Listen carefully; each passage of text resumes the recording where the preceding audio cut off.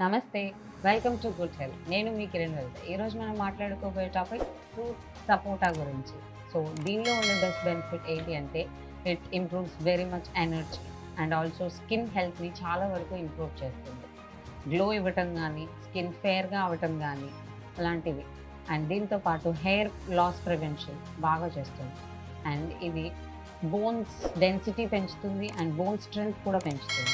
Bones తొందరగా fracture అవుతున్నాయి, osteoporosis లాంటి ప్రాబ్లమ్స్ ఉన్నాయి, ఆర్థరైటిస్ లాంటి జాయింట్ పెయిన్స్ ఉన్నాయి అంటే సపోటా చాలా బెస్ట్ ఫ్రూట్ ఫర్ డైట్.